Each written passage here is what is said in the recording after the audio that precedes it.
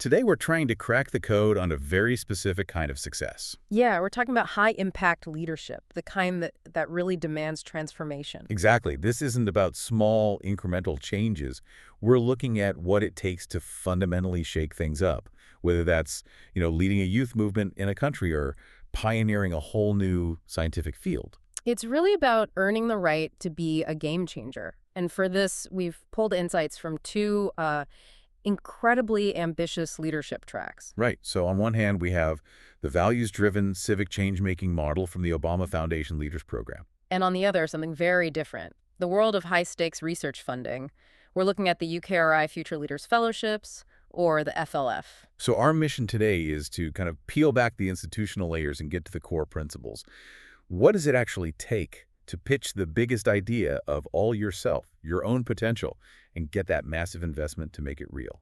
Let's start with the civic side of things. I think that's where the real foundation of this kind of leadership is. It's rooted in values. So the Obama Leaders model. Exactly.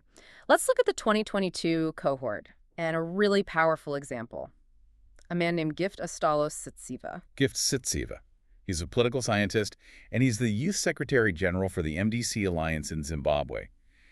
And his background, it tells you everything you need to know about the kind of drive these programs look for. It really does. He grew up in the southern part of Zimbabwe, a really marginalized area.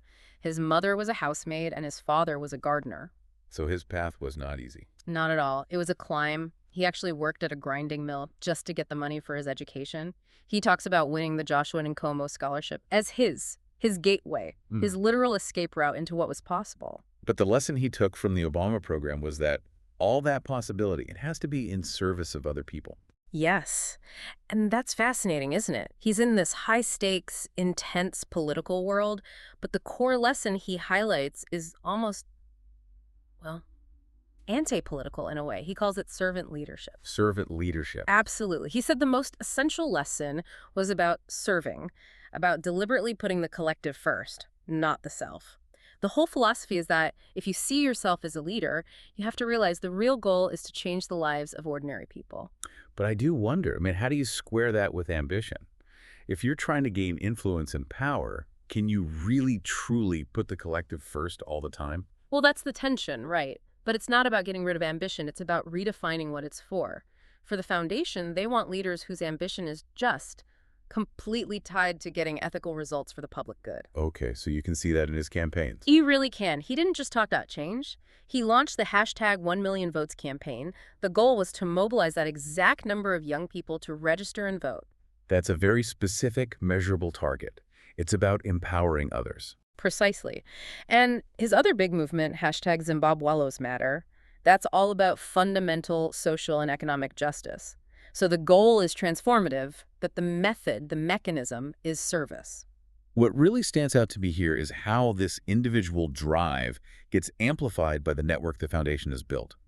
We tend to think of leadership as this solo thing, but here the impact feels more structural. That's where the real magic is. The foundation's mission is to inspire, empower, and connect.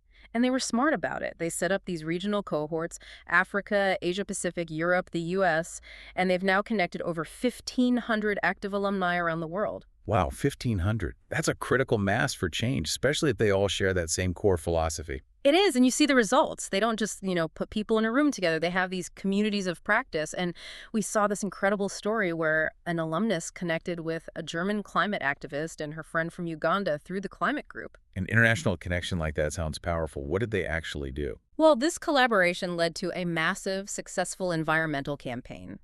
Together, they managed to convince 30 major banks not to finance the longest-heated crude oil pipeline in Africa. 30 banks? Yeah. That's huge. It is, and the environmental impact is staggering.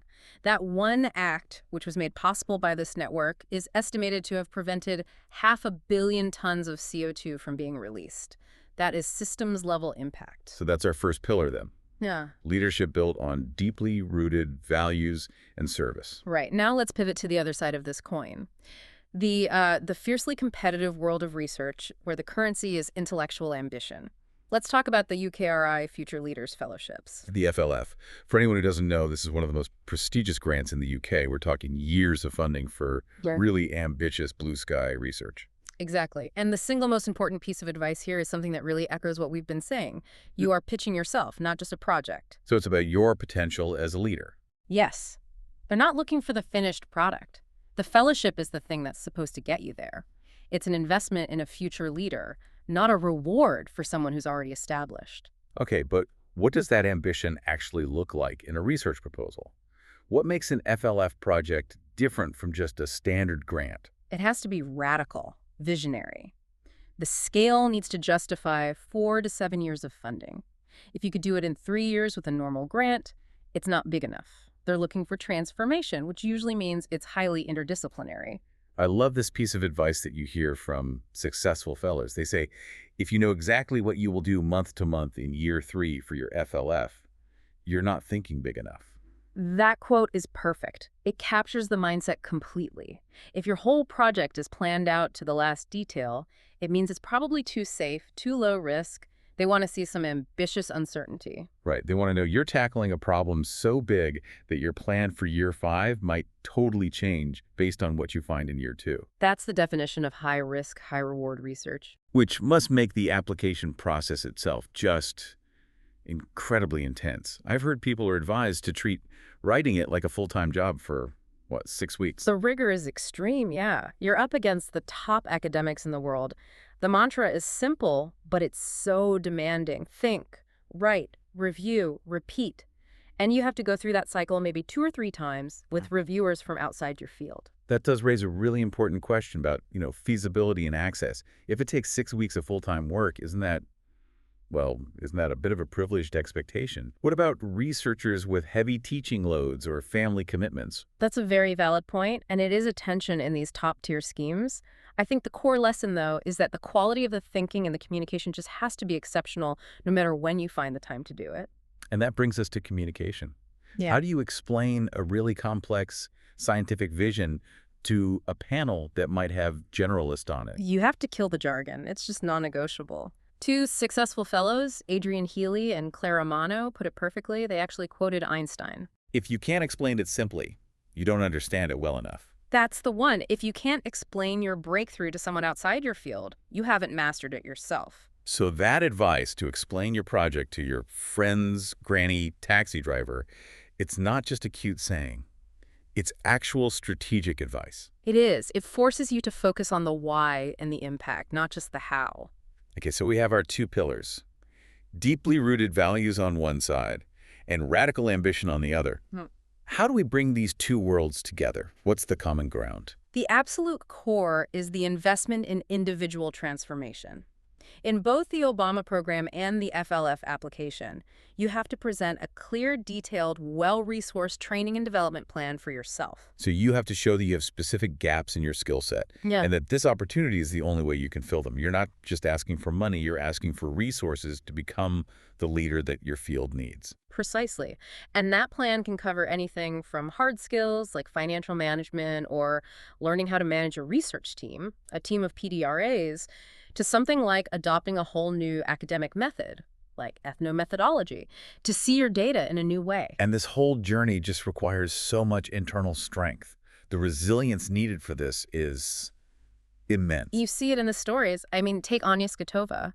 She started writing her successful FLF proposal when she was 6 months pregnant, had to rewrite half of it from scratch, and then submitted the final version just 7 days after giving birth. That is just astounding. That goes beyond ambition. That's a level of dedication that shows you truly believe in the work. It speaks to a certain level of priority, doesn't it? And it's reflected in the advice to just be ruthlessly ambitious.